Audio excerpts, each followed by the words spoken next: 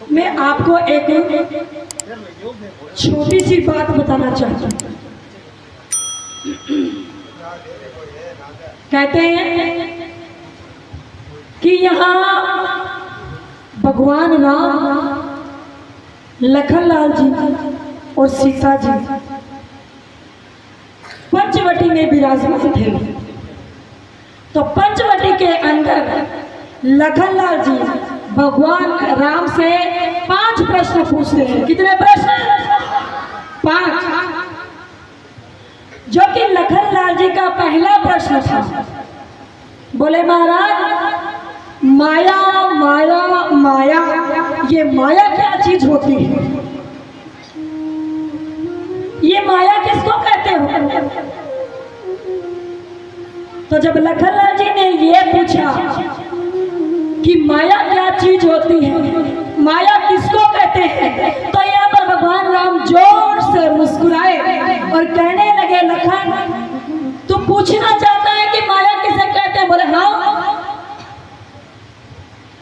तो बोले लखन मेरी बात ध्यान से सुन, तो पूछ रहा है कि माया किसे कहते हैं। तो लखन जो भाग बनाने का काम करती हो, जो अलग करने का काम करती हो, जो बंटवारा करने का काम करती हो, उसी का नाम होता है माया। उसको माया कहते हैं।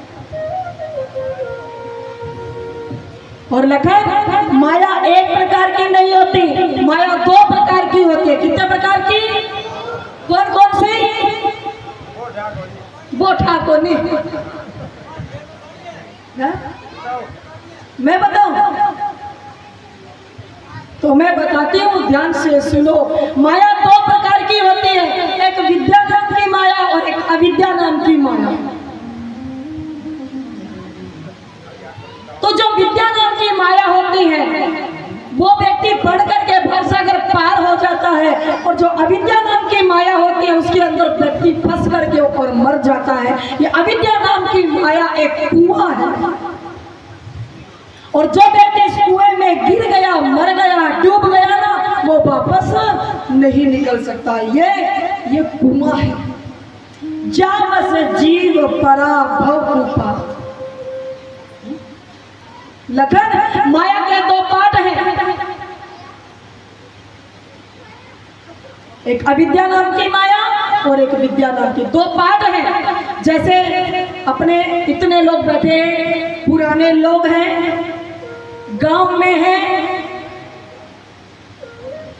तो हर गांव में, हर घर में सबके यहाँ चक्की है कि नहीं? चक्की है ना?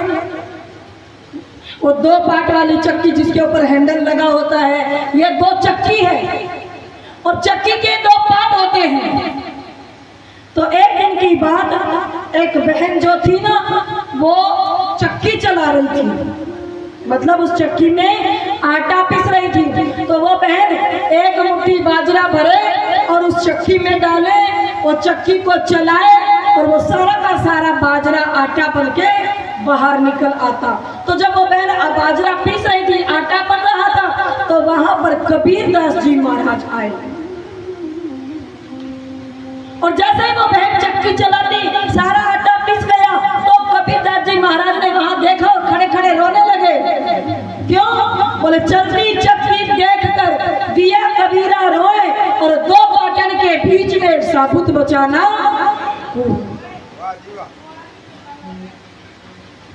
तो यहाँ पर कबीरदास जी महाराज बहन को आटा पीसते हुए रोने लगे। तो यहाँ पर उनका शिष्य कमाल खड़े खड़े पूछने लगा, गुरुदेव रोते क्यों? तो गुरुदेव कहने लगे, अरे रो नहीं तो क्या करूं? बोले देख, ये बहन एक मुट्ठी बाजरा भरती है और इस चक्की में डालती है, और ये सारा का सारा बाजरा पीस करके आटा बन करके और बाहर निकल आया। तो मुझे लगता है कमाल, इस माया के 2 पार्ट है ना, इसके बीच के अंदर आदमी व्यक्ति फंस जाएगा, मर जाएगा, और वो कभी बाहर निकल नहीं पाएगा, भवसागर पार नहीं हो पाएगा। इस माया के 2 पार्ट में पिस करके वो मर जाएगा। तो जब कबीरदास जी महाराज ने यह कहा, तो कमाल कहने लगा, गुरुदेव